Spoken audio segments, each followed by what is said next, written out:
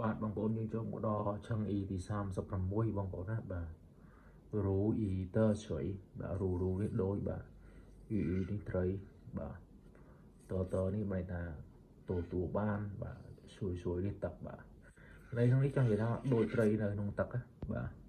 រូ E តើជ្រៃបាទដូចត្រីនៅក្នុងទឹកបាទឧទាហរណ៍អ្នកខ្លះគាត់ពូកែខាងច្រៀងរាំមកយើងទៅឲ្យគាត់ឡើងបដាល់គាត់ធ្វើអត់បានល្អទេបាទដងរបស់គាត់ហ្នឹងអញ្ចឹងពេលដែលគាត់គ្រាន់តែឮសូរភ្លេងទៅគាត់ញាក់អីទៅសមបាទអាហ្នឹងគេហៅថារូអ៊ីទៅស្រីបាទវាត្រូវនឹងទេពកោសលចង់និយាយចេះបាទវាត្រូវនឹងចំណង់ចំណូលចិត្តព្រោះមនុស្សយើងកើតមកវាមានដងវាមានទេពកោសលអញ្ចឹងយើងរកអាហ្នឹងឲ្យឃើញទៅពេលយើងធ្វើទៅវាដូចរូអ៊ីទៅស្រីវាដូចត្រីនៅក្នុងទឹកអញ្ចឹងបងប្អូនណាបាទអញ្ចឹងក៏មានក្រុមហ៊ុនភាគច្រើនគាត់រើសបុគ្គលិកគាត់ចង់បានរូអ៊ីទៅស្រីដូចត្រីក្នុងទឹកយ៉ាងបាទខ្ញុំនិយាយពីក្រុមហ៊ុនមួយយូរឆ្នាំហើយប្រហែលជា8 9ឆ្នាំ10ឆ្នាំមុននេះបាទខ្ញុំបានដាក់ពាក្យទៅ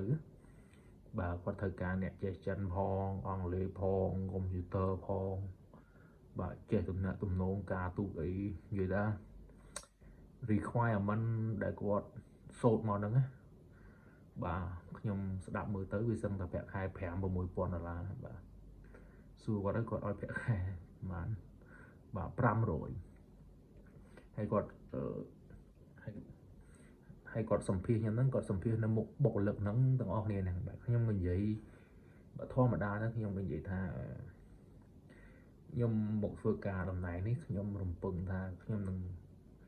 រៀនសូត្រចេះដឹងអ្វីដែលថ្មីបាទហើយបើអ្នករំពឹងថាអ្នករើសមកហើយអ្នករើសខ្ញុំមកហ្នឹងណាដូចជារូអ៊ីទៅស្រីនេះមនុស្សដែលចេះសពអស់ហ្នឹងណា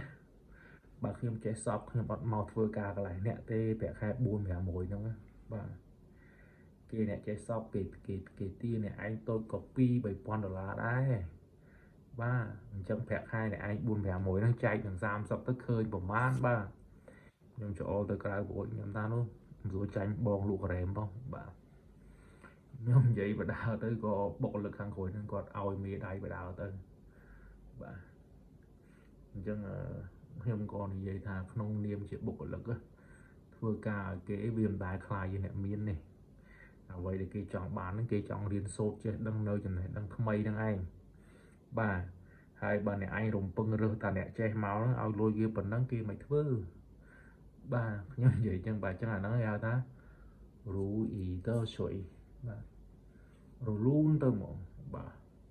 អញ្ចឹងគេរើសបុគ្គលិកចង់ដាក់មកឲ្យចេះគ្រប់ហ្មងណាបាទហ្នឹងដល់ប្រាក់ខែ4-5,000បាទប្រាក់ខែ4-500ឲ្យរើសមកចេះគ្រប់ហ្មងបើវាមិនអាចទេបាទយើងទៅរៀនបានយើងត្រូវយកគាត់មក